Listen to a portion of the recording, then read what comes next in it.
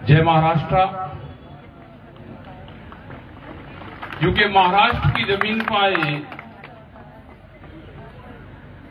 तो जिस जमीन पर आए, जहां आए तो उस जमीन को प्रणाम करना चाहिए।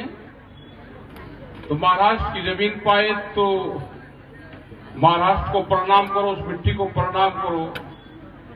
क्योंकि महाराष्ट्र का, हरियाणा और पंजाब और उत्तर प्रदेश का बहुत पुराना संबंध रहा है, पानीपत से संबंध रहा है, महाराजा शिवाजी के टाइम से संबंध रहा है। और जो यहाँ का अध्यक्ष जी, बच्चू जी, जो यहाँ कुश्ती का, रेसलिंग का गेम आया है ना, वो पूरा हरियाणा से आया, बीच में मध्य प्रदेश पार करा, और कहीं नहीं है, कर्नाटक में नहीं है, तमिलनाडु में नहीं है, वो महाराष्ट्र में क्यों है? क्योंकि महाराष्ट्र में इसलिए है कि हरियाणा का, पंजाब का संबंध महाराष्ट्र से रहा है। कुश्ती, कबड्डी का खेल यहाँ पे भी है, वो वहां पे भी है। तो ये पुराना हमारा जो रिश्ता है वो महाराष्ट्र से पुराना रिश्ता है। जितने भी हमारे साथी यहाँ पे किसान आए, हमारी बहनें आई, और रात का जो टाइम हुआ है, इस टाइम तक ये मीटिंग चल रही है। तो ये मीटिंग बताती है कि यहाँ पे आंदोलन का करंट है, यहाँ पे आंदोलन होगा। और बच्चू कड़े जैसे आदमी आपके बीच में लड़ाई लड़ने को है तो ये हारते भी नहीं। और किसान जब आंदोलन करता है तो वो हारता नहीं, वो छल से तो उसको हरा सकते हैं, लेकिन किसान को सामने से कोई भी सरकार होगी वो उसको हरा नहीं सकती। जैसे दिल्ली का आंदोलन हुआ तो 13 महीने का आंदोलन चला, और जो पंजाब से हमारे किसान शुरू हुए, पहले 3 महीने आंदोलन पंजाब में चलाया, उसके बाद में दिल्ली का आंदोलन चला। तो जो पंजाब के लोग थे, जो गांव के लोग दिल्ली में आए, वो कह के आए थे कि कानून वापसी नहीं तो घर वापसी नहीं। और किसान की जीत हुई। बहुत से लोग कहते हैं कि किसानों को क्या मिला? किसानों को मिला उनकी आवाज, जो किसान शब्द है। सरकार जब भी भाषण कहीं देगी, देश के प्रधानमंत्री देंगे, किसी स्टेट का मुख्यमंत्री भाषण देगा, वो किसान के नाम से शुरुआत करता है, वो मजदूर के नाम से शुरुआत करता है, वो महिला का नाम लेता है, वो आदिवासी के नाम से शुरुआत करता है। वो बगैर इसके नाम लिए, बगैर गांव का नाम लिए शुरुआत कर ही नहीं सकता। अब जो सरकारों की पॉलिसी है, उस पॉलिसी पे मैं जरूर आपको बताऊंगा। सरकार की पॉलिसी है कि किसानों को फसलों के दाम कम मिले तो ही किसान जमीन बेचेगा। आपके फसलों के दाम कम हैं और जमीन के रेट आपको बढ़ रहे हैं, तो ये कौन सा गणित है? ये हमारी समझ से बाहर है कि जमीन के रेट बढ़ रहे हैं और फसलों के रेट घट रहे हैं। तो इसका मतलब पॉलिसी है कि व्यापारियों की सरकार है, व्यापारियों की सरकार आपकी जमीन छीनना चाहती है।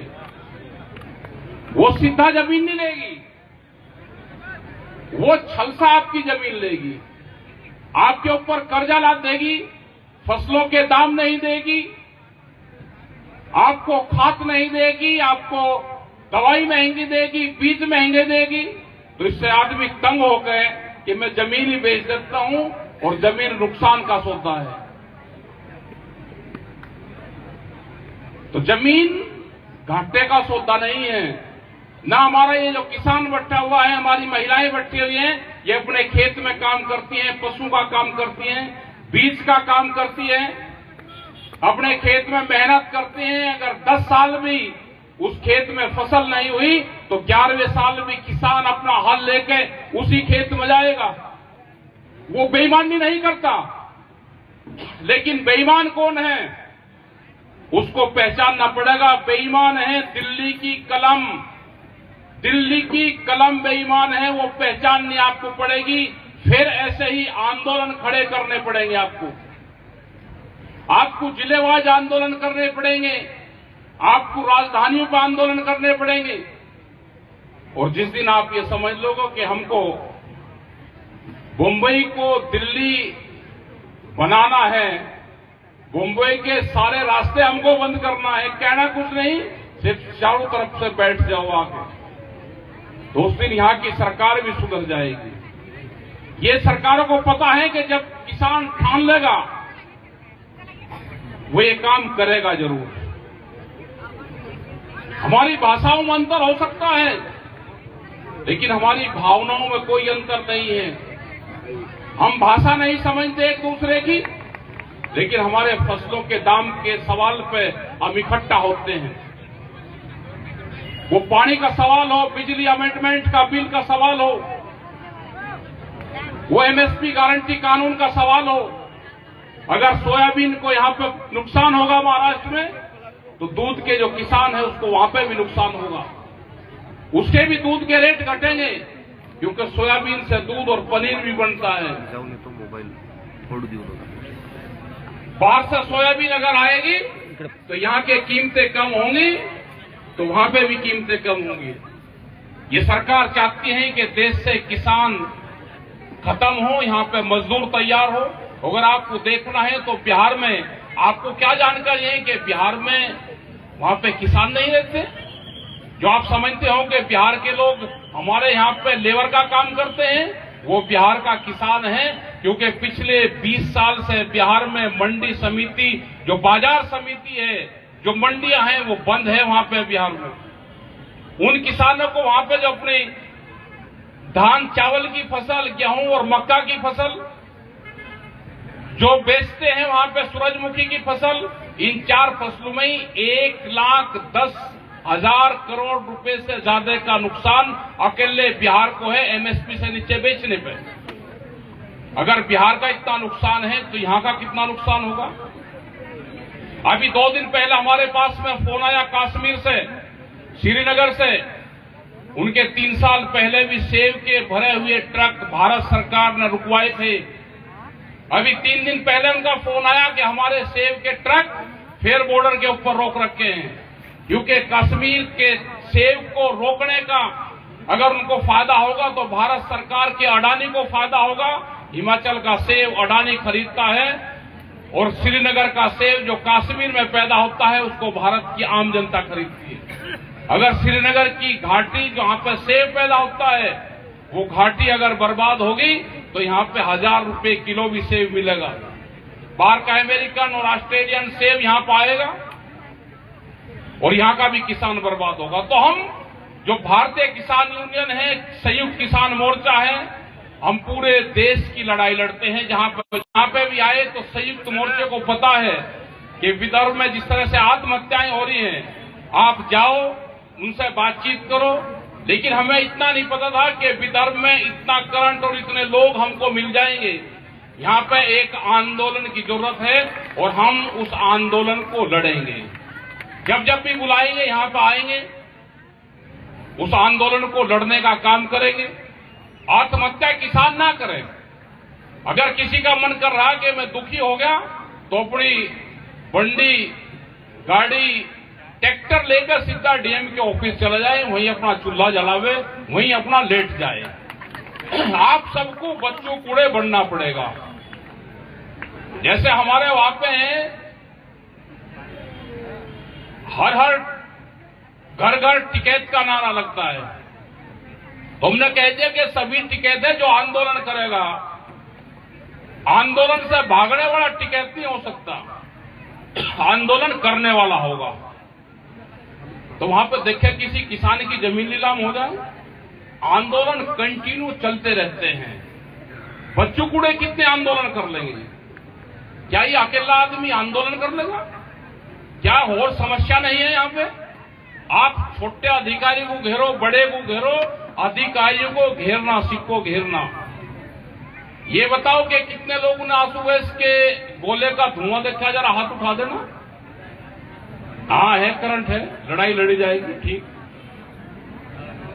जिस आदमी ने जेल कितने लोग हैं, हाथ उठाना। अभी जेल कम गए।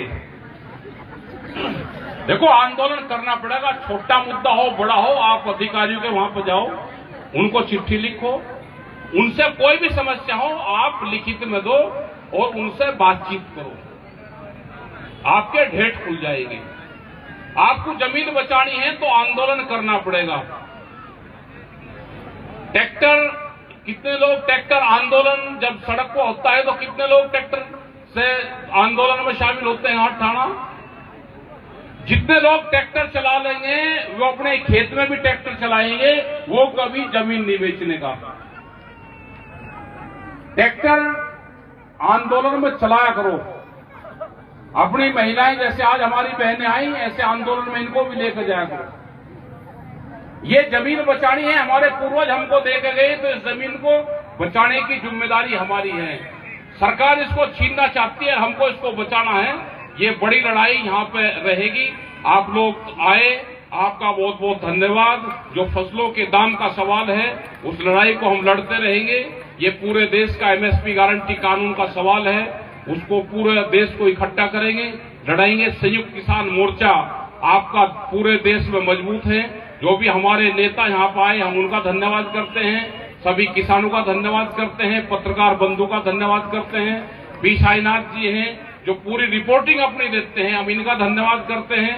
हमारी माताएं बहनें, पुलिस प्रशासन के लोग, उनका धन्यवाद करते हैं। और जो आपने 3 दिन से जो यहाँ पे हम हैं आ रहे हैं, आपने जो हमारे साथ अच्छा व्यवहार करा, यहाँ के लोगों ने, पुलिस फोर्स के लोगों ने, यहाँ की जनता ने, हम आपका भी धन्यवाद करते हैं। अभी रात को अकोला जाएंगे, कल वहां पे भी हम रहेंगे और उसके बाद में भी जब भी यहाँ के लोग हमको बुलवाएंगे हम आते रहेंगे। धन्यवाद। जय हिंद, जय भारत, जय महाराष्ट्र।